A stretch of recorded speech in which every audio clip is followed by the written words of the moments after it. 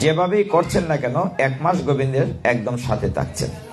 তো এই মাসের নিয়মটি কি বলা হচ্ছে হরিভক্তি বিলাসের স্পষ্টত 16:92 সেখানে বলা হচ্ছে হরি জাগরণম প্রাত স্নানম তুলসী সেবনম উজ্জাপনম দীপদানম। এই কাজটি করতে হবে। কি করতে হবে? হরি জাগরণম মানে যে আমরা রাত্রে জাগরণ করছি, হরি জাগরণ করছি মানে কি হরিবাসর। তারপরে বলা হচ্ছে প্রাত স্নানম ভোরে উঠে স্নান করতে হবে। তুলসী সেবনম তুলসীর সেবা করতে হবে, কারণ তুলসী হচ্ছে ভগবানের সবচেয়ে প্রিয়। তারপরে বলা হচ্ছে দীপদানম দীপদান করতে হবে। যেমন আপনারা সকলেই সন্ধ্যাবেলা ভগবান দামোদরকে দীপদান করবেন। গৃহে ঠাকুর গড়াচ্ছে করতে পারেন, মন্দিরে করতে পারেন, চাইলে ইস্কন মন্দিরও যেতে পারেন। প্রচন্ড ভিড় হয়। গতকালকে শুক্রবার ইস্কন মন্দির তো কমপক্ষে 4 থেকে 5 হাজার ভক্ত ছিল, মানে ঠাই নাই এই অবস্থা। কাজে এই দীপদানটি খুব গুরুত্বপূর্ণ। তাহলে দীপদান যেহেতু কথাটা এসছে, দীপদানের ছোট্ট একটি মাহাত্ম্য বলে গীতায় যায়। আপনারা দেখছেন জয় গীতা চ্যানেল। নারায়ণং নমস্কৃত্য নরং চৈব নরোত্তমং দেবীং সরস্বতীং ব্যাসং ততো জয়মুদীরয়েৎ। নমোয়ং বিষ্ণুপাদায় কৃষ্ণপ্রেষ্ঠায় ভূতলে শ্রীমতে ভক্তি বেদান্ত স্বামিনীতে নামিনে। নমস্তে সরস্বতী দেবী গৌরবাণী প্রচারিণে নির্বিশেষ শূন্যবাদী পাশ্চাত্য দেশ তারিণে। বাঞ্ছাকল্পতরুভ্যশ্চ কৃপা সিন্ধুভ্যেব চ পতিতানাং পাবনেভ্যো বৈষ্ণবেভ্যো নমো নমঃ। জয় শ্রীকৃষ্ণ চৈতন্য প্রভু নিত্যানন্দ শ্রী অদ্বৈত গদাধর শ্রীবাসাদি গৌর ভক্ত বৃন্দ। হরে কৃষ্ণ কৃষ্ণ কৃষ্ণ হরে হরে, হরে রাম রাম রাম হরে হরে। হরি ওম তৎসৎ।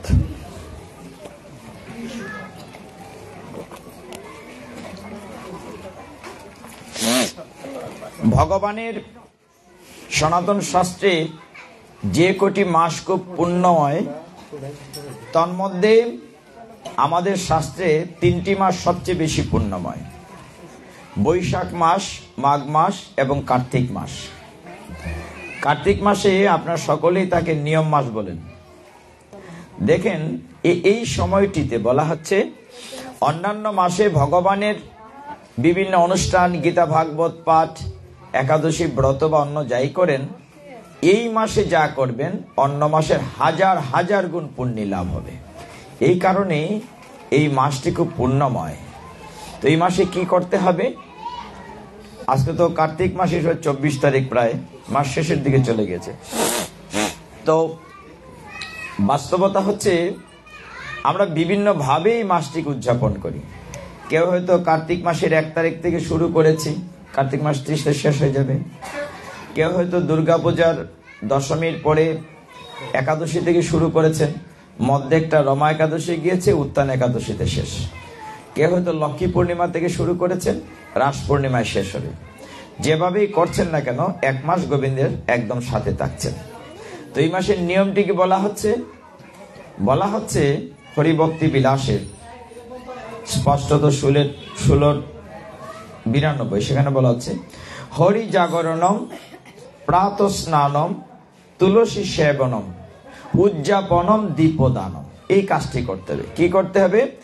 হরি জাগরণম মানে যে আমরা রাত্রে জাগরণ করছি, হরি জাগরণ করছি মানে কি হরিবাসর। তারপরে বলা হচ্ছে প্রাত স্নানম ভোরে উঠে স্নান করতে হবে।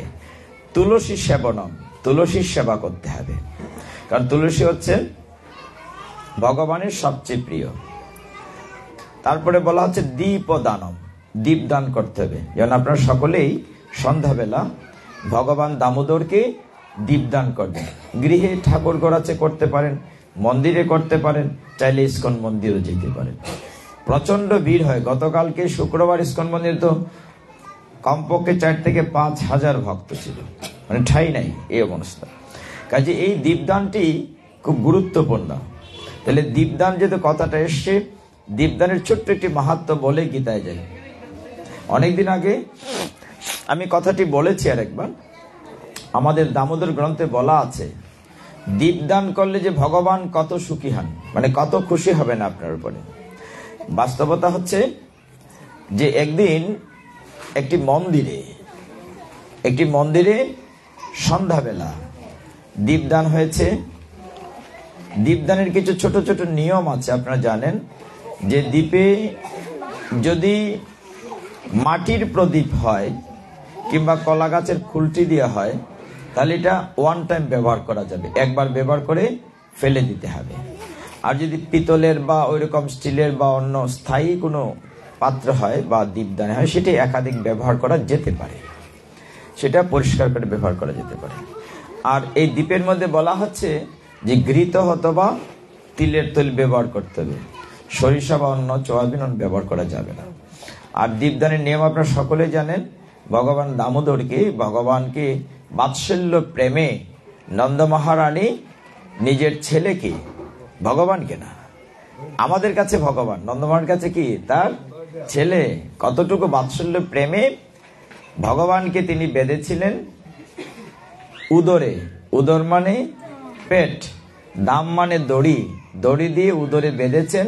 এই জন্য মাসটির নাম দামোদর, দাম যুগ উদর, দামোদর। তো সেইখানে আপনার দামোদরকে যখন দীপ দেখান, আমরা কি করি, তার চরণে কয়বার দেখাই? 4 বার, নাভিমূলে 3 বার, আর মুখমণ্ডলে 2 বার, আর সমস্ত দেহে 7 বার। এইভাবে আমরা নিয়ম করে দীপদান করব। তো দীপদানের অনেকগুলো মাহাত্ম্য আছে শাস্ত্রে। ছোট্ট একটি মাহাত্ম্য বলি, তো বুঝতে ভালো লাগবে।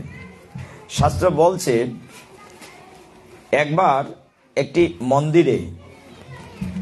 মন্দিরে দীপ দেয়া হয়েছে। দীপ দিয়ে মন্দির বন্ধ করা হয়েছে। একটি ঘৃত প্রদীপ এবং প্রদীপের সলিতাটি প্রায় একটু নিবু নিবু আছে। দরজা বন্ধ করে যিনি পূজা দিচ্ছিলেন চলে গেলেন। ওই মন্দিরের ভিতরে একটি মুশিক ছিল। মুশিক মানে ইঁদুর। ইঁদুরটি ঠাকুর ঘরে ঢুকে যেখানে প্রদীপটির জল ছিল, মানে ছোট্ট করে জল ছিল প্রায় নিবু নিবু, ওই প্রদীপ বাতিটিতে, মানে চাটা বাতিটিতে ঘি ছিল। ইঁদুর কিন্তু প্রদীপ জ্বালানোর জন্য যায় নাই, সেই ঘি খাওয়ার জন্য, ঘি চুরি করার জন্য গিয়েছে। গিয়ে ঠোঁট দিয়ে যে ঘিতে আস্বাদন করতে চেয়েছে, উনি ঠোঁটের ধাক্কায় সলিতাটি সামনের দিকে গেছে, উনি আলোটি ধপ করে জ্বলে উঠেছে, আর ইঁদুর ভয় পেয়ে গেছে। কিন্তু ভগবান খুব খুশি হয়েছেন, বাহ, এসে একটা প্রাণী হয়ে, মানে ইঁদুর হয়ে আমাকে দীপদান করেছে, মানে ভগবান খুব খুশি হয়েছে। ভগবান খুব খুশি। ইঁদুরটি হঠাৎ করে যখন প্রদীপটি বেশি করে প্রজ্বলিত হয়েছে, ইঁদুরটি ভয় পেয়ে মন্দির থেকে বের হয়ে গিয়েছে। কিন্তু যখন বাইরে গিয়েছে, অমনি একটি সর্প তাকে দংশন করেছে। ইঁদুরটিকে, ওইদিকে বাচ্চারা তো চিৎকার করছে কেন, প্লিজ কন্ট্রোল দেন। তো ইঁদুরটি যখন বের হয়ে গেল মন্দির থেকে, তাকে সর্প দংশন করেছে। দংশন করার সাথে সাথে তার দেহতে একটা দিব্য দেহ বের হয়ে গেছে। কিন্তু তখন যমদূতরা এসে উপস্থিত হয়েছে ইঁদুরকে জমালয়ে নিয়ে যাওয়ার জন্য। কিন্তু সে যেহেতু ভগবানের সামনে দ্বীপ প্রজ্বলিত করেছে নিজের অনিচ্ছায়, সে তো চুরি করতে গিয়েছিল ঘি খাওয়ার জন্য। কিন্তু দেবদূতরা এসেছেন তাকে পুষ্পক রথে করে ভগবত ধামে নিয়ে যাওয়ার জন্য। এবং যমদূত দেবদূতের ঝগড়া হচ্ছে। দেবদূতরা বলছে, হে যমদূতগণ, তোমরা তাকে জমালয়ে নিচ্ছ কেন? যমদূতরা বলছে, নেব না কেন? ও এই জন্মে যে ক্ষতি করেছে মানুষের, কত গৃহস্থের ধানের উগার মানে ছিদ্র করে খেয়েছে, কত ঘরের কত কাপড় কেটেছে, কাগজ কেটেছে, সারাটা জীবন মানুষের ক্ষতি করেছে, অতএব তাকে আমরা জমালয়ে নিয়ে যাব। দেবদূতগণ বলছেন, তাহলে তোমরা দেখোইনি সে কি করেছে? পবিত্র দামোদর মাসে শ্রীহরির সামনে, ভগবানের সামনে সে দীপদান করেছে। হরি বল, মানে দীপদান করেছে। বলে কেমন করে করেছে? বলে ঠুট দিয়ে করেছে, তোমরা দেখোনি? মানে একবার দীপদান করলে তার সারা জীবনের না সমস্ত জন্ম জন্মান্তর সমস্ত পাপ লুপ হয়ে যায়। এই নিজের অজান্তে দীপদান করেছে তো কি হয়েছে? এই কারণে সে একটি দিব্য দেহ ধারণ পেয়েছে এবং বৈকুণ্ঠ থেকে রথ চলে এসছে। সেই রথে করে ইঁদুর জন্ম থেকে সরাসরি দিব্য দেহ ধারণ করে ভগবত ধামে চলে গিয়েছে। হরি বল।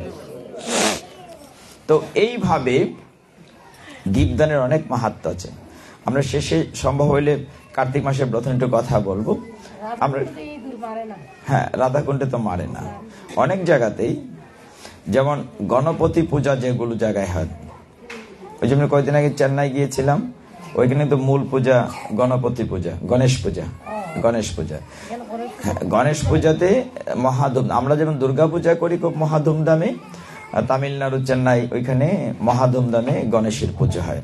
তো যেখানে যেখানে গণেশের পূজা সেখানে ইঁদুরেরও পূজা করা হয়, মানে গণেশের বাহনের। এখন ইঁদুরের পূজা করলে ইঁদুরকে কি মারবে? মারার তো কথা না। তো যাই হোক, ভগবান এই পূজা অর্চনা সম্পর্কে গীতায় কথা বলেছেন।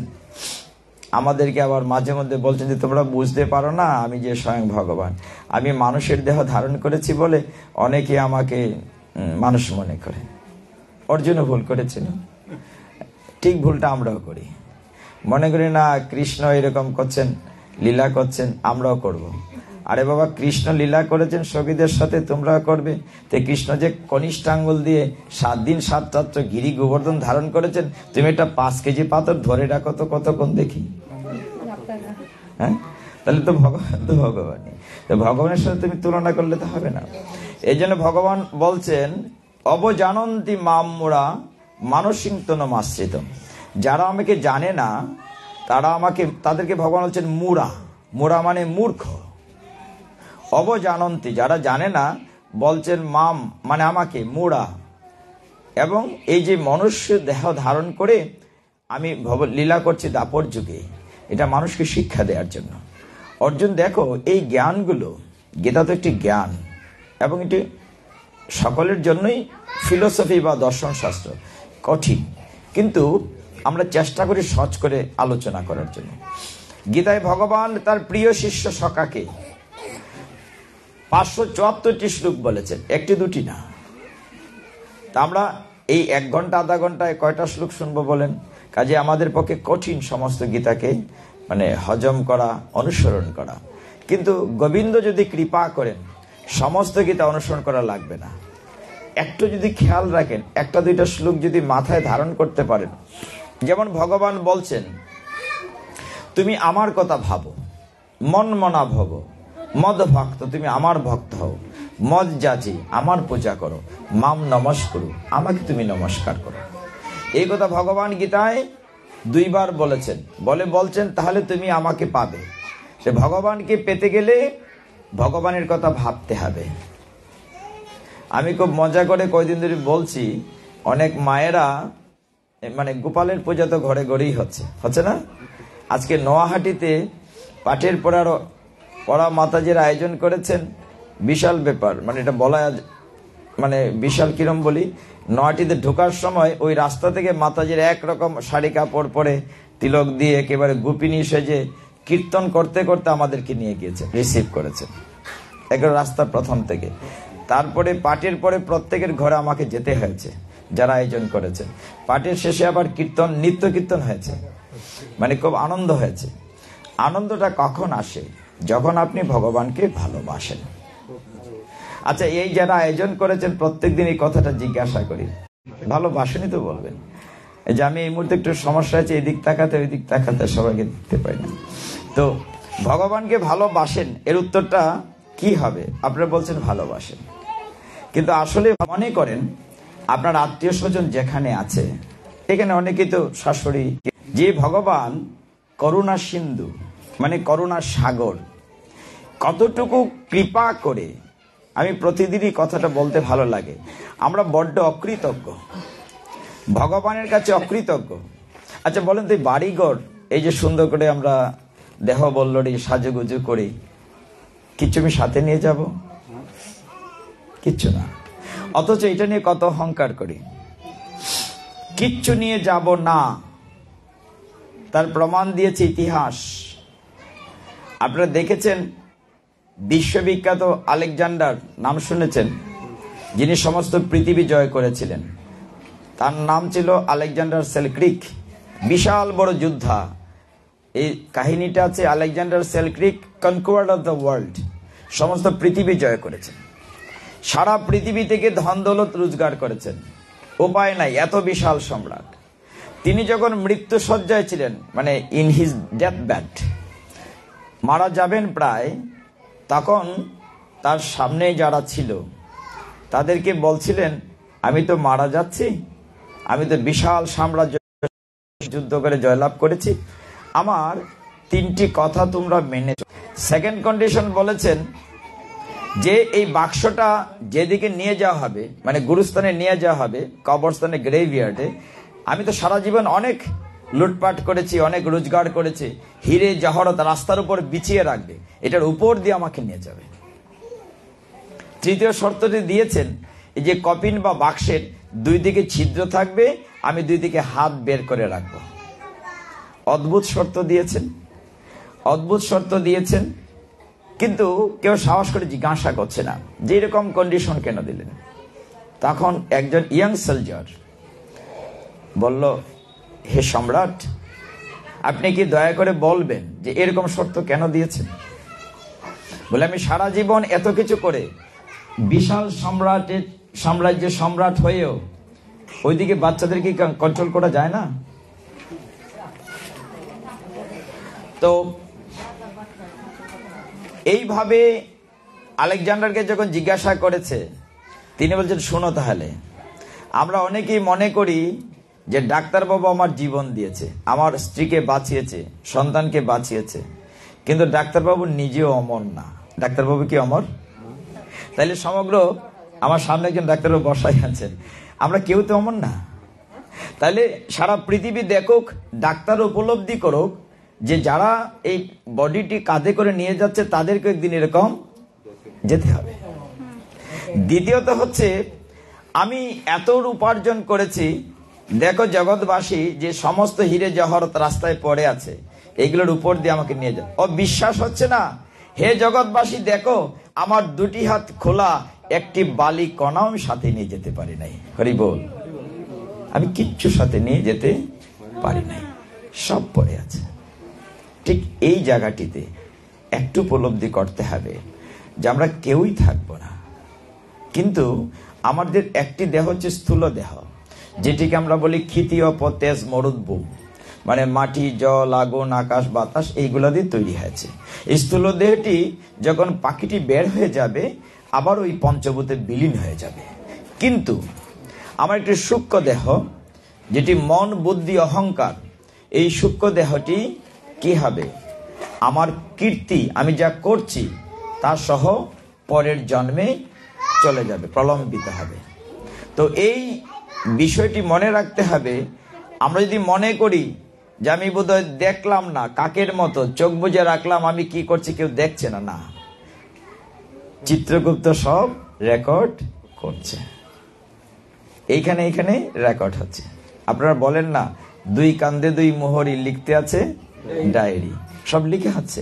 আপনার যখন শেষ যাত্রার পরে 12 দিন, 11-12 দিনের পরে যখন আপনার সূক্ষ্ম দেহটি যমরাজারা এই শিকল গলায় পরিয়ে টেনে হিচড়ে নিয়ে যাবে, চাবুক দিতে দিতে, ওরকম আমি বলতে চাচ্ছিলাম না, কথাটা চলে এসছে। আমাদের সনাতন শাস্ত্রে 28 প্রকার নরকের কথা বলা আছে।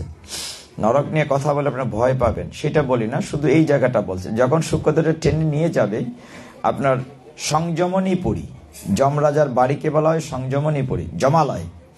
যমরাজ কিন্তু ভালো, তিনি তো হচ্ছেন জাস্টিস, বিচারক, মানে কোর্টে বিচার হয়।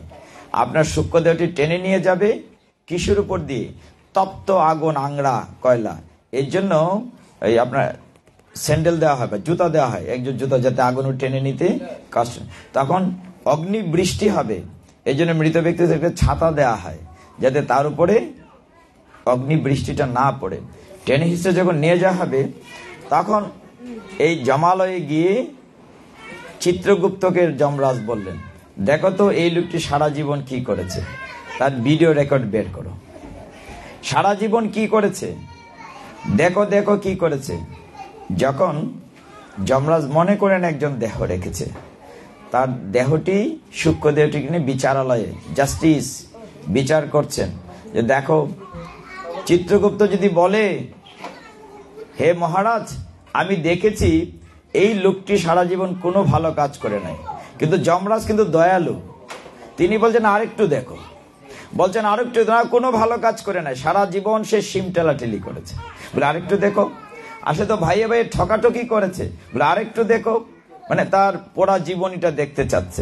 বলে না, সে তো পরস্ত্রী গমন করেছে, আমিষাহার করেছে, মদ্যপান করেছে, দ্রুতক্রিয়া, আরেকটু দেখো। বলছে আরো একটু দেখো। বলছে না না, সারাটা জীবন সে খারাপ কাজ করেছে, এখন তার কোন নরকে তার শাস্তি হবে। সমস্ত দেখা যখন শেষ হয়েছে, তখন যমরাজ বলছেন যে আরেকটু বাকি আছে দেখো। তখন চিত্রগুপ্ত দেখলেন ওই ব্যক্তির সারা জীবনের শেষে একটু জায়গায় যমরাজ একটু ভালো আছে, কি সে পবিত্র দামোদর মাসে ঘাটিয়ে পাড়ার দক্ষিণ প্রান্তে বসে গীতা পাঠ শুনেছিল, অতএব তার সমস্ত পাপ তুমি মাফ করে দাও, তার সমস্ত পাপ তুমি মাফ করে দাও। হতেও তো পারে, হ্যাঁ, এইদিকে হয় নাই তো এরকম আসে। এই জন্য বলছে যে এটা তো রেকর্ড হচ্ছে, আমরা যখন বাস্তব জগৎ, জাগতিক জগতে রেকর্ড হচ্ছে না, এটা সারা পৃথিবীর লোক দেখছে, চিত্রগুপ্ত সে রেকর্ড করছে। তবে যেদিন যার যখন যেভাবে যেখানে মৃত্যু হওয়ার কথা সেখানে হবে, এটা আপনি টলাতে পারবেন না। আমরা এটা নিয়ে অনেক কাহিনী জগন্নাথের লীলা থেকে বলেছি। যেমন একটি জায়গায় ছিল, আপনার মনে আছে, একবার যমরাজ গিয়েছিলেন জগন্নাথের পুরীতে। জগন্নাথের পুরীতে সমস্ত দেবতার আগে গিয়েছেন, গিয়ে ভগবান জগন্নাথকে প্রণাম করে চলে এসছেন। যমরাজের অন্য কাজ ছিল, তিনি দেরিতে গিয়েছেন। গিয়ে দেখলেন ওই যমরাজ গিয়ে দেখলেন যে জগন্নাথের পুরীতে ছোট্ট একটি চড়ুই পাখি উঠছে, এদিক সেদিক উঠছে। এটা দেখে তিনি কটমট করে তাকাচ্ছেন, যমরাজ বড় বড় চোখ করে তাকাচ্ছেন। ব্যাপারটি কি, তোমার তো এখানে থাকার কথা না, মনে মনে বলছেন তোমার তো আজকে মৃত্যু হওয়ার কথা, ওই দ্বীপের মধ্যে গাছের কুটুরে সাপে খাওয়ার কথা, তুমি এখানে কি করে নে, এরকম কটমট করে তাকাচ্ছেন। এখন পাখিদের রাজা হচ্ছে গরুর পাখি, ভগবানের মন্দিরে গরুর পাখি আছে। যমরাজ যখন প্রণাম করতে গিয়েছে ভগবানকে, তখন এই ফাঁকে সে চিন্তা করলো, যমরাজ যেভাবে পাখিটির দিকে তাকিয়েছে চড়ুইর দিকে, আহারে আমার ছোট্ট ভাইটিকে বোধহয় এখনই মেরে ফেলবে, আমি তাকে বাঁচাবো। হ্যাঁ, তখন গরুর পাখি কি করেছে, কাঁধে করে চড়ুই পাখিটি অনেক দূরে, ভগবানের বাহন কত দ্রুত যেতে পারে, অনেক দূরে গিয়ে ওই গাছের কোটরে রেখে দিয়ে আসছে। তো যমরাজ ভগবান প্রণাম করে উঠে দেখলেন পাখিটি গেল কই, তার তো মৃত্যু আজকে অমুক জায়গায় হবে, এত মাইল দূরে। কিন্তু দেখা গেল ওই এত মাইল দূরে ওই যে গাছের কোটরতে রেখে এসছিল গরুর পাখি, ওই গাছে একটা সাপ ছিল এবং তাকে দংশন করে মৃত্যু করেছে। মানে যেখানে যার মৃত্যু হবে ঠিক ওইখানে সে পৌঁছে গিয়েছে। ঠিক এরকম আপনার কর্মফল অনুযায়ী। তাহলে একটু মজার কথা বলি, এটা শেষাংশটা বলিনি। একবার যমরাজ বেরিয়েছেন লিস্ট নিয়ে, এরকম তালিকা করে, মানে কার কার জীবন আজকে থেকে কয়দিন পরে পরে নিয়ে যাবেন। আমাদের প্রত্যেকের কিন্তু ভিসা রেডি আছে, এটা জানেন। যখন আপনার যেদিন জন্ম হয়েছে সেদিন আপনার মৃত্যুরও জন্ম হয়েছে। আমরা তো মনে করি ছেলে বড় হচ্ছে না, তারপরে নাতি আসবে, নাত বউর হাতে ভাত খাবো, না না, ছেলে এক পা করে শ্মশানের দিকে এগুচ্ছে। যেদিন আমি জন্ম নিয়েছি সেদিন পূর্ণ আয়ু, ঘর ভর্তি খাবার, আস্তে আস্তে আমার খাবার শেষ হয়ে যাচ্ছে, আমাদের আয়ুষ্কালও শেষ হয়ে যাচ্ছে।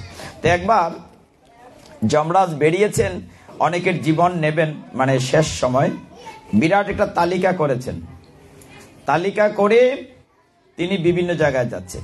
এক গৃহে গিয়েছেন, ওই গৃহের তিনি অসম্ভব ভালো অতিথি পরায়ণ। যমরাজকে দেখে বলেন ঠিক আছে, খুব খুশি হলাম, আসেন। তার পূজা অর্চনা করেছে, বসতে দিয়েছে। যখন যমরাজ খাওয়া দাওয়ার পরে খুব আরামসে, মানে ওই ভদ্রলোক যমরাজকে খুব আদর যত্ন করেছে, আদর যত্ন করে তারে ঘুম পাড়িয়েছে, খাইতে দিয়ে ঘুম পাড়িয়েছে। যমরাজের ব্যাগের মধ্যে তালিকাটা ছিল, মানে মৃত্যুর লিস্ট, কার পরে কে নেবে, এরকম লম্বা একটা তালিকা, কার পরে কাকে তিনি নেওয়ার জন্য তালিকা। ওই ভদ্রলোক দেখেন সবার উপরে তার নাম লেখা, আমিও তো খাতির যত্ন করে খাওয়ালাম, আর উনি আমার বাড়িতে প্রথমে এসছেন, আমারই তালিকায় প্রথম। এই ভদ্রলোক বুদ্ধি করে কি করলেন, উপর থেকে নামটা কেটে সবার নিচে লিখে রাখলেন, রেখে তার ব্যাগে আবার রেখে দিলেন। তো যমরাজ বিশ্রাম টিশ্রাম সেরে ঘুম থেকে উঠেছেন, উঠে বললেন, দেখো তোমার আতিথেয়তা আমি খুব খুশি হয়েছি, তুমি এত চমৎকার আতিথেয়তা করেছো, আমি খুব খুশি হয়েছি। এই যে তালিকা ব্যাগ থেকে বের করলেন, যে তোমার খুশি হয়ে চিন্তা করলাম তোমাকে প্রথম নেওয়ার জন্য আমি তালিকায় চিন্তা করে এসেছি। ঠিক আছে, আজকে নিচ থেকে শুরু করব, উপর থেকে না। আজকে নিচ থেকে শুরু করব, যেহেতু তুমি আমাকে খাতির যত্ন করেছো। এখন নিচ থেকে যে শুরু করতে গেলেন দেখা যায় তাকেই পড়েছে। তাহলে কি হলো, মানে যেদিন যা হওয়ার তালিকা চেঞ্জ কি করে হবে, লাভ হবে না। কাজে যতটুকু আছেন আমরা ভগবানকে ভালোবাসি নিঃস্বার্থভাবে। ভগবান গীতা এই কথাটি বারবার বলছেন, তুমি কর্ম করো, নিষ্কাম কর্ম করো, মা ফলেষু কদাচিৎ। ভগবানের কাছে চাইতে নাই, ভগবান তো দেওয়ার জন্য বসেই আছেন। তুমি তোমার কর্ম করে যাও, কর্ম করলে ভগবান তার রিটার্ন দেবেন। গীতা থেকে 2টা শ্লোক বলে দামোদরের বাকি অংশটা বলি। গীতাতে আরেকটা শ্লোকের কথা এই মুহূর্তে যেটা মনে পড়ছে, যে বললাম জন্ম মৃত্যু জরা ব্যাধি, এই যে 3টি বিষয়, ত্রিতাপ জ্বালা, প্রতিটি মানুষ 3 ধরনের কষ্ট পাবে। সে ধনী হোক, গরিব হোক, সে ব্রাহ্মণ হোক, চণ্ডাল হোক, সে বড় লোক হোক, ছোট লোক হোক, 3টি ধরনের কষ্ট গীতায় স্পষ্টত বলছে যে আপনি ত্রিতাপ জ্বালা আপনাকে ভোগ করতে হবে। ত্রিতাপ জ্বালা কি? একটা হচ্ছে আদি আধ্যাত্মিক, একটা হচ্ছে আদি ভৌতিক, একটা হচ্ছে আদি দৈবিক। এই 3টা জ্বালা সবাইকে ভোগ করতে হবে।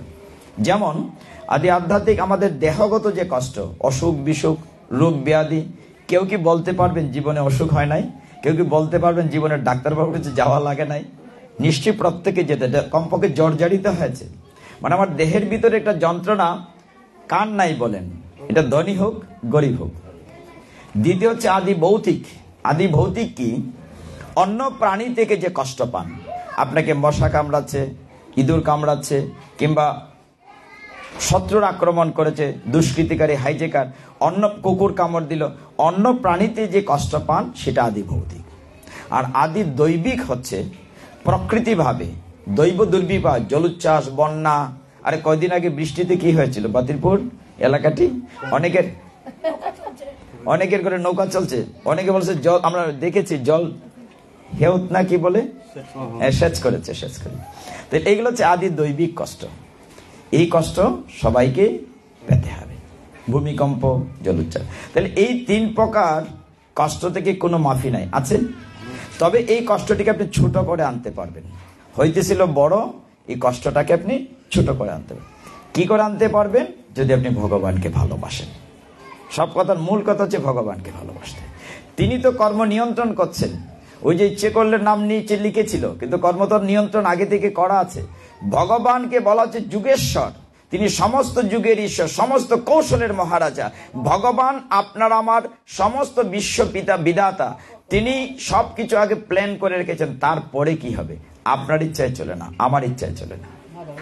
ভগবানের ইচ্ছে ছাড়া গাছের একটি পাতাও নড়ে না। তিনি সেটি ইচ্ছা করেছেন, তবেই ভগবান গীতায় বলছেন মাম এব যে প্রপদ্যন্তে মায়া মে তাম তরন্তিতে। আমার কাছে যে আত্মসমর্পণ করে, ভগবান আত্মসমর্পিত সরল ভক্তকে প্রচন্ড ভালোবাসেন।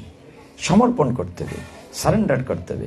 তিনি বলান তাই বলি, তিনি চালান তাই চলি। এই যে আমরা এখানে বসে আছি, কেউ কি গ্যারান্টিতে বলতে পারবেন উঠতে পারবো?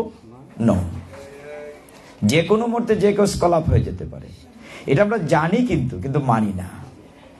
মনে করি যে আমি বোধহয় মরবো না, পৃথিবী সব মরে গেল। মনে আছে না যুধিষ্ঠির মহারাজের কথা কতদিন বলেছি? পঞ্চপাণ্ডব যখন বনে ছিলেন, তখন একবার মুনি ঋষিদের যজ্ঞের যে লাকড়ি, আগুন যে কাঠে কাঠে ঘষে আগুন লাগায়, অরণি, সেটা হরিণী নিয়ে গিয়েছিল, শিঙে লাগে। তখন মুনি ঋষিদের সেটা খুঁজে দেওয়ার জন্য পঞ্চপাণ্ডব দৌড়াদৌড়ি করে পিপাসার্ত হয়েছিল। তৃষ্ণার পরে তারা জল খুঁজতেছিল, কোথাও জল নাই। নকুল সহদেব দেখলো অনেক দূরে গাছে উঠে একটি পাখি উঠছে। যেহেতু বক পাখি উঠছে, নিশ্চয়ই এখানে জলাশয় আছে, যাও তো ভাই জল নিয়ে এসো। ভীম তো গায়ে গতরে মোটা, জল আনতে গিয়েছে। দাদা পাঠিয়েছেন, যে জলে স্পর্শ করবে বকরূপী ধর্মরাজ বলছে, এই দাঁড়াও, আগে আমার প্রশ্ন উত্তর দাও, তারপর জল স্পর্শ কর। ভীম বলে, তুমি আবার কি, এটা পাখি কথা বলছে। জলে ধরেছে, মরে গেছে। এইভাবে 4 ভাই। অনেকক্ষণ পরে যুধিষ্ঠির মহারাজ গিয়েছেন, গিয়ে দেখেন ওই জলাশয়ের তীরে 4 ভাই পড়ে আছে মরে। সে জল আনতে গিয়েছেন। একইভাবে তাকে প্রশ্ন করেছে, দাঁড়াও, এই সরোবরের মালিক আমি, আমার প্রশ্ন উত্তর দাও, তারপর জল স্পর্শ করো। কি অদ্ভুত দেখেন পৃথিবীটি। যুধিষ্ঠির মহারাজ বলেন, ঠিক আছে, আমি আপনার প্রশ্ন উত্তর, বলো তো কি বলতে হবে। তখন অনেকগুলো প্রশ্নের মধ্যে একটা চমৎকার প্রশ্ন ছিল। কি বলেছিলেন ধর্মরাজ? বক পাখি রূপে বলছিলেন, কিমাশ্চর্যম বসুন্ধরা, এই পৃথিবীতে সবচেয়ে আশ্চর্য বিষয় কোনটি? যুধিষ্ঠির বললেন, আমি উত্তর দেব। পৃথিবীতে আমরা যারা আছি এখানেও প্রতিদিন আমরা একটা ঘটনা দেখি বা শুনি, আত্মীয় হোক, অনাত্মীয় হোক, নিজের জাতির হোক, অন্য ধর্মের হোক, আমরা দেখি কেউ মারা গিয়েছে, দেখি কেউ কাঁধে নিয়ে গিয়েছে, কেউ শুনি দিব্যান লোকান সগচ্ছতে বলছে, কেউ শুনি ইন্না লিল্লাহি ওয়া ইন্না ইলাইহি পড়ছেন। মানে দেখি, কেউ তো দেখছি বল হরি হরি বল করে কাঁধে নিয়ে যাচ্ছে। প্রতিদিন কোথাও না কোথাও ঘটনা আমরা দেখি বা শুনি, কিন্তু আমি এমন ভাবে জীবন আচরণ করি মনে হয় আমি বোধহয় কোনোদিনই মরবো না। এইটি হচ্ছে আশ্চর্য। মানে আমাদের ধর্মশাস্ত্র এত চমৎকার নির্দেশনা দিয়েছে, আমি যেগুলো মেনে চলি। আত্মসমর্পণের কথা গীতা থেকে আবার শেষে বলবো। এইবার আমরা ভাগবতে যাই। ভাগবতে প্রবেশ করলে আমরা কি বলি? দ্বাদশ অক্ষর মন্ত্র বলি। ধ্রুব মহারাজ মাত্র 5 বছর বয়সে সৎ মায়ের মন্দ বলার কারণে, উত্তানপাদ পিতার কোলে উঠতে থেকে বারণ করার কারণে লাভিত হয়েছিল, ভগবানকে পেয়েছিলেন। ধ্রুব মহারাজ মাত্র 5 বছর বয়সে পদ্ম পলাশ শ্রীহরিকে পেয়েছিলেন। ধ্রুবদের গুরুদেব কে ছিলেন? নারদমণি। জঙ্গলে দেখা হয়েছিল, নারদমণি তাকে একটা মন্ত্র শিখিয়ে দিয়েছিলেন, মাত্র 12টা অক্ষর। এই দ্বাদশ অক্ষর মন্ত্র আমরা উচ্চারণ করলে আমরা ভগবানকে পাবো, হৃদয় থেকে শ্রদ্ধা করে। আপনারা সকলেই জানেন, ওম নমো ভগবতে বাসুদেবায়, ওম নমো ভগবতে বাসুদেবায়, ওম নমো ভগবতে বাসুদেবায়। মাত্র 12টা অক্ষর। ওম নমো ভগবতে বাসুদেবায়। তো সেই বাসুদেবের কথা যে গ্রন্থে আমরা আস্বাদন করি তার নাম ভাগবত, শ্রীমদ ভাগবত। ভাগবতের 18,000 শ্লোক, 12টি স্কন্ধ। 10ম স্কন্ধের 9ম অধ্যায়ে গতকাল আমরা যতটুকু আলোচনা করেছিলাম যারা ছিলেন, যে নন্দ মহারানী বেঁধেছেন ছেলেকে গাইলের সাথে দড়ি দিয়ে, এইটুকুন আমরা রেখেছিলাম। তারপরেরটা বলছিলাম আজকে বলবো। তো নন্দ মহারানী কাজে চলে গিয়েছেন, গাইলের সাথে উদ্যোগলের সাথে কানাইকে বেঁধে রেখে অন্যত্র চলে। ভাবছেন ছোট্ট একটি ছেলে, মাত্র তো তার বয়স 3 বছর 8 মাস, একে এত বড় গাইল টেনে নিয়ে যেতে পারবে? বেঁধে রেখে চলে গেছেন। কিন্তু 10ম স্কন্ধের 10ম অধ্যায় বলছে, অনেক দিন পূর্বে দেবতাদের যে ধন পাহারা দেন, টাকা পয়সা যিনি দেখেন, অর্থমন্ত্রী, তার নাম হচ্ছে কুবের। কি নাম? কুবের। তো কুবের কি করেছেন? দেবতাদের ধনের সব দেখাশোনা করেন, অর্থমন্ত্রী। তার 2টি ছেলে ছিল, একটি হচ্ছে নলকুবের, একটা হচ্ছে মণিগ্রীব। কি নাম বলেছি? বাচ্চারা মনে রাখতে পারে, বড়দের ছেলে, বাচ্চাদের মেমোরি শার্প। 2টি ছেলে, নলকুবের আর মণিগ্রীব।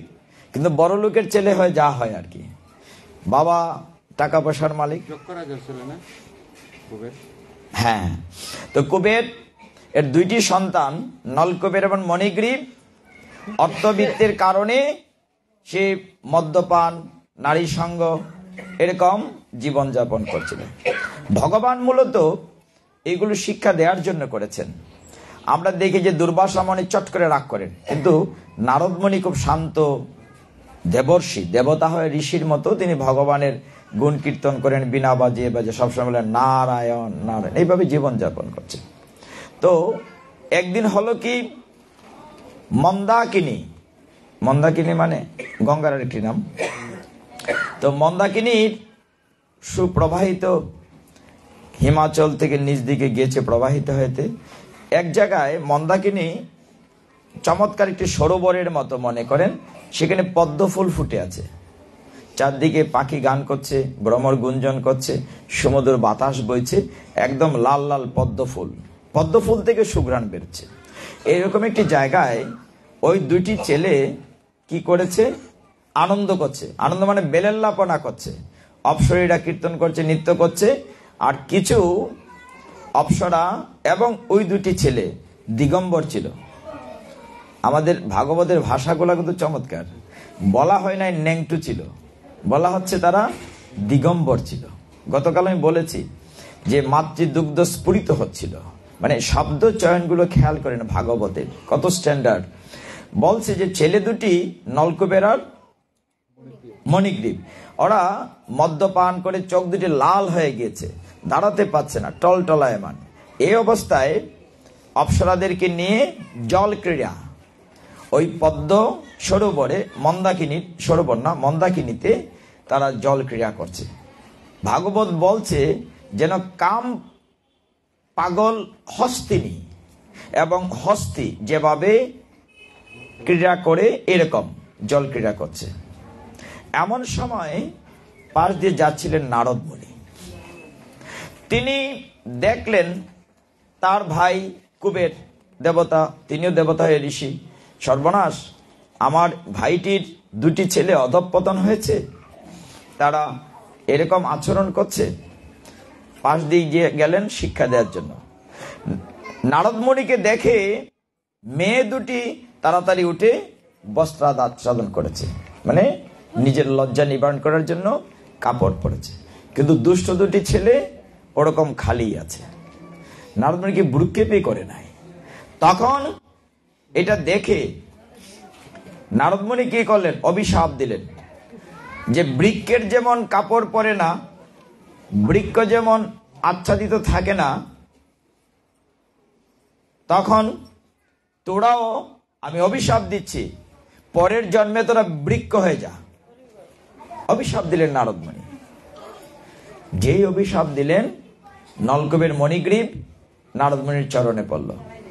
হে মণিবর, হে মণিবর, আমাদের অপরাধ হয়েছে, আমরা বুঝতে পারিনি, তোদের বুঝার দরকার নেই।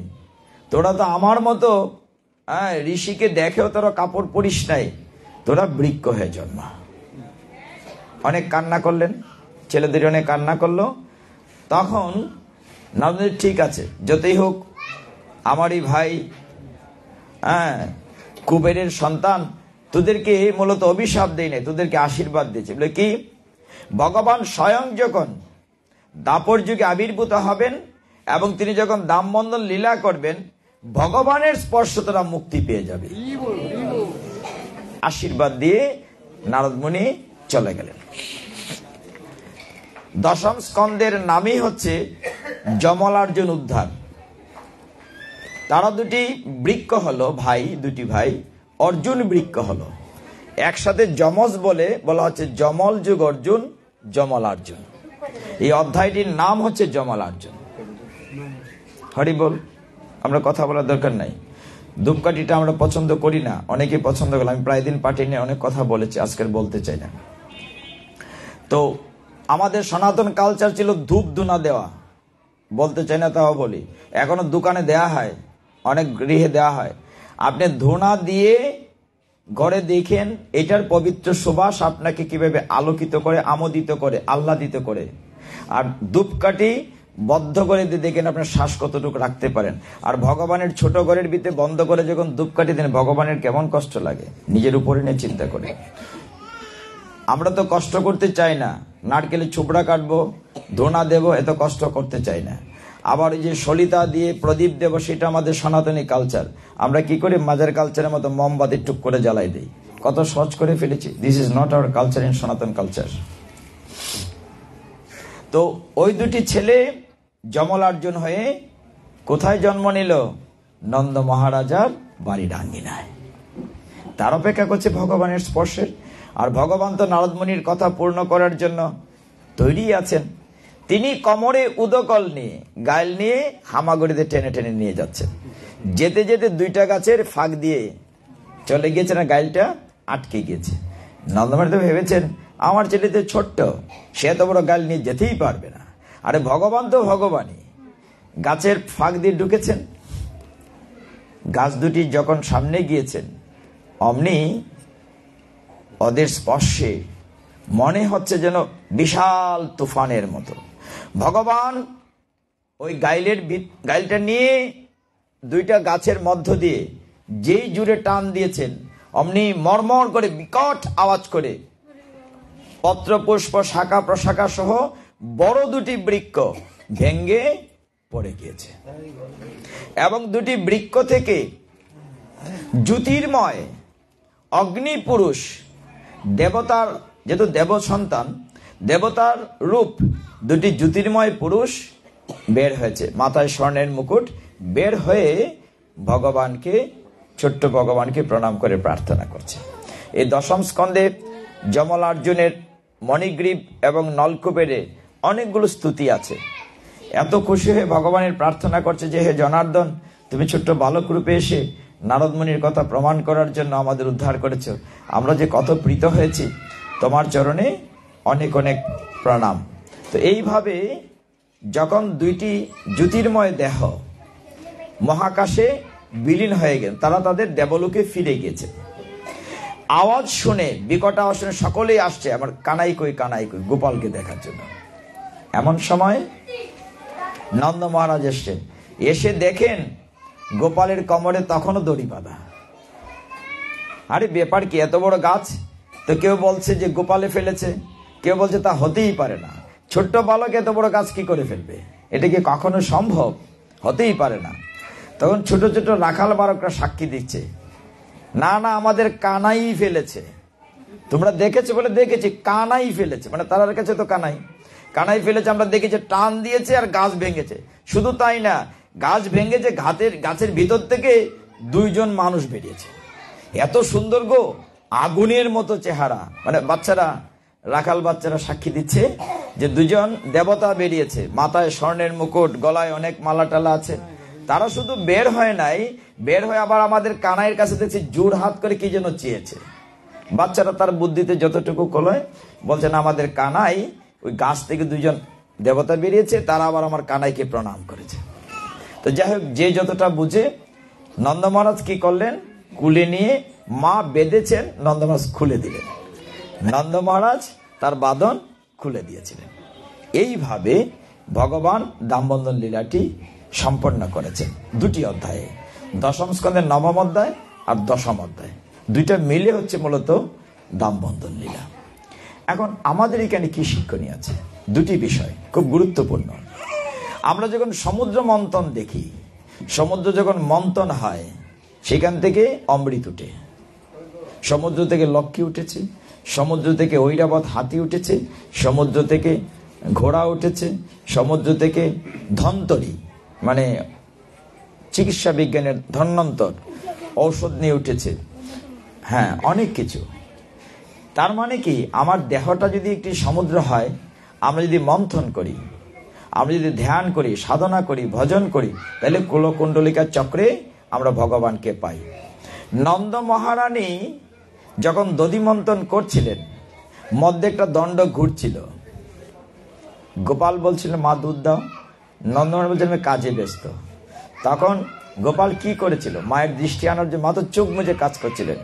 তখন নন্দ মহারানী কি করেছিলেন, চোখ মুজে দধি মন্থন করছেন, আর গোপাল গিয়ে মধ্যের যে দধি দণ্ডটা ঘুরছে, মন্থন হচ্ছে, সেটা হাত দিয়ে থামিয়ে দিয়েছিলেন। ভাগবতের তত্ত্ব কি বলছে, যে মন্থন করা হয় আমাকে পাওয়ার জন্য। নন্দমাকে বলছে, মা তোমার নাম তো যশোদা, যিনি যশ দান করেন তাকে বলে যশোদা। কৃষ্ণের যশ প্রকাশিত হয়েছে নন্দমহারের মধ্য দিয়ে, এই জন্য বলছেন তুমি আমার যশ দান করেছো, তুমি যশোদা, তুমি তোমার পেয়েই গেছো, তোমার তো মন্থনের কোনো প্রয়োজন নাই। এর জন্য দণ্ডটি থামিয়ে দিয়েছিলেন। অনেক তথ্য, ছোট ছোট বিষয় ভাগবতে আছে। শাস্ত্র বলছে যে নন্দমহারাজ তোমার তো দরকার নাই মন্থনের, তুমি তো আমাকে পেয়ে গিয়েছো, সদেব তিনি থামিয়ে দিয়েছিলেন। এইভাবে যদি আমরা ভগবানকে ভালোবাসি, যেটি বিষয়টি বলছি, 3টি কাজ যদি একসাথে করতে পারেন তাহলে গোপাল আপনার কুলে উঠবে। যেমন নন্দ মহারানী গতকালকে বলেছি, 3টি বিষয় খুব সহজ, কায়, মন, বাক্য। এই 3টি যদি এক করতে পারেন ভগবানের জন্য। যদি বলছি সহজ, আসলে সহজ না, বিষয়টি বুঝিয়ে বলি। নন্দ মহারানী যখন দধি মন্থন করছিলেন, দৈহিক পরিশ্রম করছিলেন, এটাকে বলে কায়। মনে মনে তিনি গোপালের ছবিটি চিন্তা করছিলেন, এইখানে হৃদ মন্দিরে ভাসাচ্ছিলেন। আমরা যখন ঠাকুর করে পূজা দিতে যাই, যে যে ইষ্ট দেবতার পূজা করেন তার ছবিটা ভাসানো হয়। আর বাক্য মানে মুখ দিয়ে তিনি কি করছিলেন, কৃষ্ণের গুণ কীর্তন করছিলেন। 3টি কাজ একসাথে করছিলেন। 3টি কাজ এক করার ফলে কি হয়েছে, গোপাল বিছানা থেকে নেমে নন্দ মহারানীর কুলে উঠেছে। আপনার কোলে গোপাল উঠবে যদি 3টি এক করতে পারেন। কিরকম, আপনি হয়তো ঠাকুর করে দৈহিক কাজ করছেন, চন্দন বাড়ছেন, রান্নার সবজি করছেন, কিংবা সন্ধানিক করছেন, কীর্তন করছেন, দেহের কাজ করছেন কায়। বাক্য, মুখ দিয়ে হয়তো ভগবানের গুণ কীর্তন করছেন, কিংবা ভোগারতি করছেন, একটা কিছু করছেন। মন, কিন্তু মনটা যখন তুলসী দিচ্ছেন, চন্দন চতুর্থ পুষ্প তুলসী, তখন বাইরের দিকে তাকাচ্ছেন, আর ঘড়িতে কয়টা বাজলো, আবার উনি যাবে অফিসে, রেডি হলো কিনা, আরে ছেলেটার তো ব্যাগ রেডি করি না এখনো। মানে ঠিক ওই জায়গাটিতে 3টা এক কোনোভাবেই হচ্ছে না। কিংবা আপনি যখন বাক্যে কাজ করছেন, কায় মনো বাক্যে, মুখে কীর্তন করছেন, কীর্তনের মাঝে মাঝে আবার কথাও বলছেন, একাগ্রতা নেই। এই এটা রেডি করা, আমি আসতেছি, হ্যাঁ এটা করে কৃষ্ণ, হরে কৃষ্ণ, হরে কৃষ্ণ, বাট তাহলে তো হবে না। বাস্তবতাটা এটা কি না? আমরা অনেকে এবার জপতলি জপ নেওয়ার সময় এরকম করি। আমি বলি, আমার অপরাধ নিবেন না, আপনারা আপনজন, প্রায় দিন কথাটা বলি, 2টো কাজ একসাথে হয় না। অনেকেই পাটের আসরে মহাপ্রভু আঁকড়ায় আমরা দেখি, এইখানেও মাঝে মধ্যে দেখি বিভিন্ন আসরে, পাটের আসরে এসে জপ করছেন, হবে না, 2টো একসাথে হয় না। আবার জপ করার সময় আপনি যদি মধ্যেখানে আবার কথা বলেন, আবার ফোনেও ধরছেন, আইতেছে কইতেছে, আচ্ছা ঠিক আছে তোরা হরে কৃষ্ণ হরে কৃষ্ণ কৃষ্ণ কৃষ্ণ, আচ্ছা হয়েছে রান্নাটা হয়েছে, আমরা মানে বলতে জপ করতেছে, আবার ফাঁকে কথা বলছে। বলেন হবে? আপনারা বলেন হবে কিনা? হবে না। সুনির্দিষ্ট নিয়ম আছে। জপটা কিস কিস কিস, অনেকে তো হরে কৃষ্ণ এরকম বলছে, অর্ধেকে শোনা যাচ্ছে না। পুরো বর্ণের শব্দের উচ্চারণ অন্তত নিজের কানে শোনা যায় করে সাউন্ডটা বলতে হবে। হরে কৃষ্ণ কৃষ্ণ কৃষ্ণ হরে হরে, হরে রাম রাম রাম হরে হরে, মানে অর্থাৎ প্রতিটি শব্দ অন্তত নিজের কানে শুনতে, এই সাউন্ডে বলতে হবে। ইস্কন মন্দিরে কখন জপ হয়? জপের 1 ঘন্টা দেয়াই হয়। সকালে যখন আমরা 3:30টায় ঘুম থেকে উঠি, সকলেই ব্রহ্মুহূর্তে 4টার ভিতরে স্নান টান শেষ, 4টায় শিব ঠাকুর জাগেন, 4:30টায় মঙ্গল আরতি পরে নরসিংহ আরতি হয়, অন্যান্য কাজ শেষ করার পরে তুলসী আরতির পরে, তুলসী পরিক্রমার পরে মন্দিরের ভিতরে তখনও 6টা বাজে না, 5টা বাজে, তখন 5টা থেকে সকলেই তুলসীকে মধ্যে রেখে গুলগুল করে বসে পড়েন, আর জপ হয় 1 ঘন্টা। তখন কালে শুনবেন হরে কৃষ্ণ কৃষ্ণ কৃষ্ণ হরে হরে, হরে রাম রাম রাম হরে হরে। প্রত্যেকটি শব্দ কিন্তু বোঝা যায় আলাদা আলাদা। এইভাবে যদি একাগ্র চিত্তে ভগবানকে, এই জন্য আমরা গীতা দিয়ে শুরু করে শেষ করব। ভগবান কি বলছেন? অনন্য চিন্তয়ান্ত মাম, অনন্য চিন্তয়ান্ত মাম যে জনা পর্যুপাসতে তেষাম নিত্য বিযুক্ত নাম যোগাক্ষেমং বহামি অহম। যে অনন্য চিত্তে আমার উপাসনা করে, ভাষা নয়, আধা নয়, ভালোবাসি তো ভালো করেই ভালোবাসি, ভগবানকে ভালোবাসি তো হৃদয় দিয়েই ভালোবাসি, তবেই না তিনি আপান হবেন। ভগবান কখন আমার হবেন? যদি তাকে আমি হৃদয় দিয়ে ভালোবাসি। ওই যে বলছিল যে তুমি আমার ভক্ত, আমার পূজা করো না, এই শ্লোকের শেষে কি বলেছিলেন ভগবান? প্রিয় সিমে, তুমি যদি আমার প্রিয় হও তবেই তুমি আমাকে পাবে। যেমন সংসারে আমি প্রায়শই বলি কথাটি, সংসারে সকলেই সমান প্রিয় হয় না। ভগবান গীতায় এই শিক্ষাটি দিয়েছেন, তুমি যদি আমার প্রিয় হও তুমি আমাকে পাবে। এখন যেমন সংসারে ওই যে 3-4 ভাই বোন থাকে, সংসারে ছেলে মেয়ে অনেক থাকে, সব ছেলে মেয়ে কিন্তু মা বাবার কাছে সমান প্রিয় হয় না। এক ঘরে যদি 2-3 বৌমা থাকে, সব বৌমা কি শ্বশুর শাশুড়ি কাছে সমান প্রিয় হয়? নিশ্চয়ই হয় না। যে ছেলে মেয়ে মা বাবার কথা শুনে, যে ছেলে মেয়ে মা বাবার সেবা করে, যে ছেলে মেয়ে মা বাবাকে বৃদ্ধাশ্রমে পাঠায় না, কিংবা যে বৌমারা শ্বশুর শাশুড়িকে মাতৃপিতৃ জ্ঞানে শ্রদ্ধা করে, ভালোবাসে, কথা শুনে, সেবা করে, তারাই তো প্রিয়। ভগবান ওই শিক্ষাটি গীতায় দিয়ে বলেছেন যে তুমি যদি আমার প্রিয় হতে পারো, প্রিয় সি মে, তাহলে ভগবান প্রতিজ্ঞা করে কথা দিয়েছেন যে তুমি আমাকে পাবে। Very simple. আমরা এত কথা কেন বলছি? আমাদের সন্তানকে গীতামুখী করার জন্য। সকল মায়েদের কাছে, পিতাজিরাও বলি, কিন্তু পিতাজিরা ব্যস্ত থাকেন বাইরে, না মায়েরা অনেকে বাইরে চাকরি টাকরি করেন, তারপরে মাতাজিদের একটা সুবিধা আছে, সন্তানের সাথে যতটা রিলেশন মায়ের থাকে পিতার থাকে না, মানে সময় দেওয়ার ব্যাপারে। তা আপনার সকল মায়েদের চরণে আমার একটি প্রার্থনা আছে। প্রার্থনা হচ্ছে, সবসময় বলি, সব জায়গায় পাঠি, আপনার সন্তানটি প্রতিদিন স্কুলে বা কলেজে যাওয়ার আগে স্নান করে কিনা? করে। তাকে সকালবেলা বই ব্যাগ রেডি করে দিচ্ছেন, আপনি বলবেন, প্রত্যেকের করে একটি ঠাকুর ঘর আছে, কুষ্টি আছে, ছোট হলেও আছে, যে তুমি বাবা রেডি হও, মামনি রেডি করো, তোমার ব্যাগ আমি দিচ্ছি, মুখে খাইয়ে দিচ্ছি, তুমি একটু কাজ করো। স্কুলে যাওয়ার আগে কলেজের স্নান করেছো, যে গীতাটি নিয়ে ঠাকুর ঘরের সামনে বসে মাত্র 2টা শ্লোক পড়ো, বেশি না, অনলি 2টা শ্লোক পড়ো। তো বলতে পারেন ভুল উচ্চারণ হবে, আর ভুল হলে তো অসুবিধা কি আছে? ভুলের দায়িত্ব আমাদের। ভগবানকে আমরা কি বলি? পরম পিতা। কি বলি? পরম পিতা বলি না? আর পিতা কি সন্তানকে ভুল ধরবেন? নিশ্চয়ই না। আমি খুব মজা করে উদাহরণটি বলি, যখন ছোট্ট বাচ্চা, আমরা তো অবুঝ সন্তান, ভগবান তো পরম পিতা, যখন ছোট বাচ্চা প্রথম কথা বলতে শিখে, প্রথম কি বাবা বলে, মা বলে, স্পষ্ট করে বলে না, সে যখন বলে বব বব বব, আরে বাবা ডাকছে, বাবা ডাকছে, খুব কিছু না, ম ম কইলে একটাকে মামা ডাকছে, আর একটা মাসি ডাকছে, সে তো স্পষ্ট বলছে না, বব্ব কইলে আমরা বুঝি বাবা বলছে। তাহলে ছোট সন্তানরা যদি এরকম ছোট্ট উচ্চারণ করে ভুল করলে অসুবিধা গেছে, ভগবান নিয়ে নেবেন। তবে আত্মসমর্পিত হওয়ার, সন্তানদেরকে গীতামুখী করার দায়িত্ব আপনাদের। আপনাদের কাছে প্রার্থনা করি মায়েরা, সন্তানদেরকে প্রতিদিন অন্তত 2টা শ্লোক পড়ার জন্য আপনারা উদ্বুদ্ধ করবেন, সহযোগিতা করবেন। তাহলে 1 বছর লাগবে না, গীতা শেষ হয়ে যাবে। কেন কথাগুলো বলছি?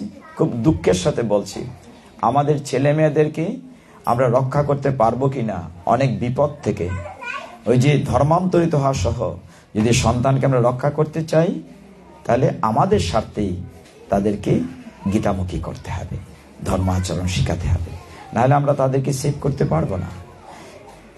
শেষ কথা বলতে চাই, আত্মসমর্পণের কথাটা। কখন আমরা আত্মসমর্পণ করি? যখন দেখি আর কোনো উপায় নাই। সংগ্রামের সময় আমরা শরণার্থী হয়েছিলাম, 71 সালে শরণার্থী ক্যাম্পে গিয়েছিলাম। ভগবান সেই কথাটি বলছেন যে তুমি আমার কাছে শরণাগত হও। মানুষ কখন শরণার্থী হয়? যখন দেখে যে ইজ্জত আর বাঁচছে না, জীবন আর বাঁচছে না, জান বাঁচবে না, তখন সকলেই ভগবানের কাছে শরণার্থী হয়। যেমন পঞ্চপাণ্ডবের স্ত্রী দ্রৌপদী কি করেছিলেন? যখন পাশা খেলায় শকুনির কুপরামর্শে দুর্যোধন দুঃশাসনের সাথে পাশা খেলায় দ্রৌপদীকে বাজি রেখে পঞ্চপাণ্ডব হারিয়েছিল, মানে তাকে দান করেছিল, মানে দাসী বানিয়েছিল। কি করেছিলেন? দুর্যোধন বলছিল দুঃশাসন যাও, ওই পাঞ্চালের চুলের মুঠি ধরে টেনে নিয়ে আসো রাজসভায়। শুধু তাই না, তাকে অসম্মান করো। দ্রৌপদী তো পাঞ্চালী, পাঞ্চাল দেশের রাজকন্যা। দ্রৌপদীর ভালো নাম হচ্ছে কৃষ্ণা। তো যজ্ঞসেনী আমাদের মতো ছোট সন্তান থেকে বড় হয় নাই, সরাসরি বড়। তখন দ্রৌপদী পাশে ছিলেন, তিনি আঁচল থেকে এক টুকরো কাপড় ছিঁড়ে কৃষ্ণের আঙ্গুলে লাগিয়ে দিয়েছিলেন। যেমনি ফলওয়ালি কয়েকটা ফল দিয়েছিল, তার বিনিময়ে ঝুড়ি ভর্তি স্বর্ণ রত্ন পেয়েছিল। ভগবানকে দিলে ভগবান তার 1000 গুণ ফিরিয়ে দেন। আর আমরা কি করি মায়েরা?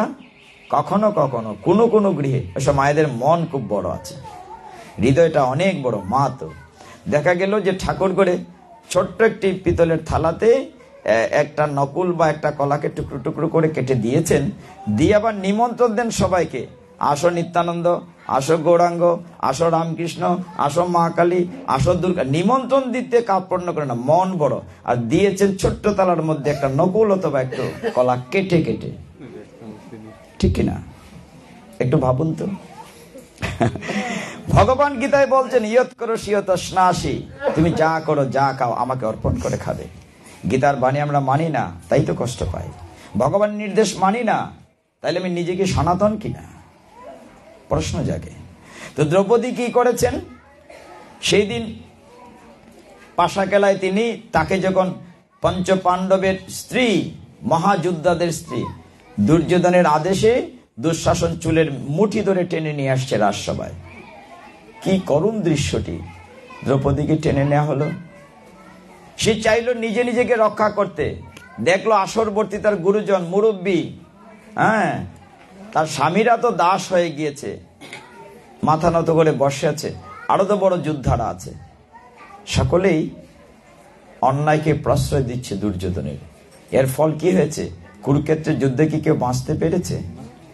৩৯ লক্ষ উপরে সৈন্য রাজারা ছিল, সকলেই মরে গিয়েছে। যুদ্ধের পরে মাত্র 10 জন বেঁচে ছিল, মাত্র 10 জন।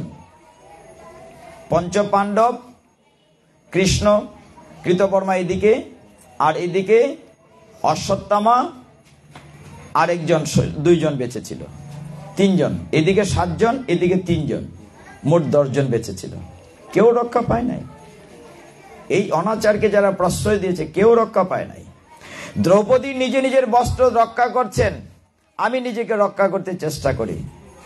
দুঃশাসন, অসভ্য দুঃশাসন, নামগুলাই দেখেন, দুর্যোধন, দুঃশাসন, মানে খারাপ নামগুলোতে বোঝা যাচ্ছে।